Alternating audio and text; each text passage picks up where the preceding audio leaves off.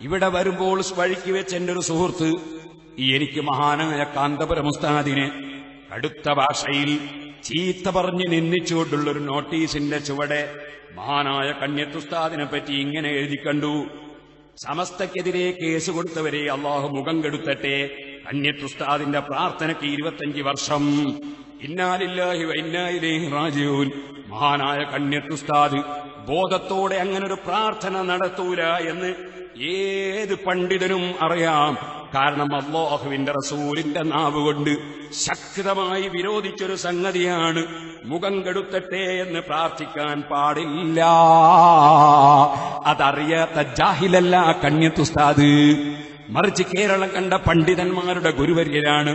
ഉസ്താദുൽ അസാതീദ് എന്നാണ് മഹാനവർക്ക് പേര് തന്നെ പറയാറുള്ളത്. റഈസുൽ മുഹഖഖീൻ എന്നാണ് പേര് പറയാറുള്ളത്. ആ കണ്യത്തുസ്താദ് ഒരിക്കലും അല്ലാഹുവിന്റെ റസൂലിന്റെ വാക്കിനെതിരെ പ്രാർത്ഥിക്കുമെന്ന് ഒരു സുന്നിയായ വ്യക്തിക്ക് വിശ്വസിക്കാൻ കഴിയില്ല. ഞാൻ വെറുതെ പറഞ്ഞതല്ല.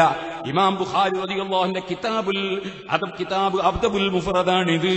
ഞാൻ ഈ ഹദീസ് ഇങ്ങനെ ഞാൻ ഈ നോട്ടീസ് ഇവിടെ കണ്ടപ്പോ, ആ നോട്ടീസ് കിട്ടിയപ്പോ ആ ഹദീസ് ഞാൻ എന്റെ ശിഷ്യൻ അതേ ആരിഫ് സഖാഫിക്ക് വിളിച്ച് ആ കിതാബെന്ന് നോക്കി ഹദീസ് പറഞ്ഞു തരണോന്ന് പറയുമ്പോഴാണ് നിങ്ങളെ സ്റ്റേജിലുള്ള ബാക്കവി അദ്ദേഹത്തിന്റെ വീട്ടിൽ നിന്ന് ഈ കിതാബ് എടുത്ത് എനിക്ക് കൊണ്ടുതരുന്നത്. ഈ കിതാബിൽ നിങ്ങൾക്ക് കാണാം മഹാനായ നബി സല്ലല്ലാഹു അലൈഹി വസല്ലം തങ്ങൾ പറഞ്ഞ ഒരു ഹദീസ് അടിസ്ഥാനമാക്കി ഇമാം ബുഖാരി അവിടുത്തെ കിതാബുൽ മുഫ്രദിൽ ഒരു അധ്യായം കൊടുക്കുന്നു. ബാബു ലാ തഖുൽ ഖബ്ബഹല്ലാഹു വജ്ഹ. അദ്ദേഹത്തിന്റെ മുഖം കെടുത്തട്ടെ എന്ന് പറയാൻ പാടില്ല എന്ന് പറയുന്ന അധ്യായം ഒരു ബാബ് തന്നെ നബി സല്ലല്ലാഹു അലൈഹി വസല്ലം നിങ്ങൾ കൊടുക്കുകയാണ്. അയാളുടെ മുഖം കെടുത്തട്ടെ എന്ന് പറയാൻ പാടില്ലെന്ന് പറയുന്ന അധ്യായം. ഹദ്ദസനാ ഹജ്ജാജുൻ ഖാല ഹദ്ദസനാ ഇബ്നു ഉയൈന അൻ ഇബ്നു ജിലാൻ അൻ സഈദ് അൻ അബീ ഹുറൈറ അൻ നബി സല്ലല്ലാഹു അലൈഹി വസല്ലം.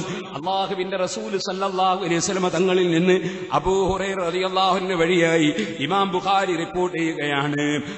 അൻ നബി സല്ലല്ലാഹു അലൈഹി വസല്ലം ഖാല, നബി സല്ലല്ലാഹു അലൈഹി വസല്ലം പറഞ്ഞിരിക്കുന്നു: ലാ തഖൂലു ഖബ്ബഹല്ലാഹു വജ്ഹ. അദ്ദേഹത്തിന്റെ മുഖം കെടുത്തട്ടെ എന്നൊരു മുസ്ലിമിന്റെ പേരിൽ, ഒരു മനുഷ്യന്റെ പേരിൽ അദ്ദേഹത്തിന്റെ മുഖം കെടുത്തട്ടെ എന്ന് നിങ്ങൾ പറയാൻ പാടില്ല എന്ന് നബി സല്ലല്ലാഹു അലൈഹി വസല്ലം പറഞ്ഞിരിക്കുന്നു. രണ്ടാമതായി ഹദീസ് കൊണ്ടുവരുന്ന ഇമാം ബുഖാരി അതിൽ ഇങ്ങനെയും കാണാൻ: ലാ തഖൂലന്ന ഖബ്ബഹല്ലാഹു വജ്ഹക വവജ്ഹ മൻ അസ്ബഹ വജ്ഹക. നിന്റെ മുഖം അല്ലാഹു കെടുത്തട്ടെ എന്നോ നിന്റെ മുഖത്തോട് തുല്യതയുള്ള മുഖം കെടുത്തട്ടെ എന്നോ നിങ്ങൾ ഒരിക്കലും പറഞ്ഞേക്കരുത് എന്ന് നബി സല്ലല്ലാഹു അലൈഹി വസല്ലം പറയുന്നു.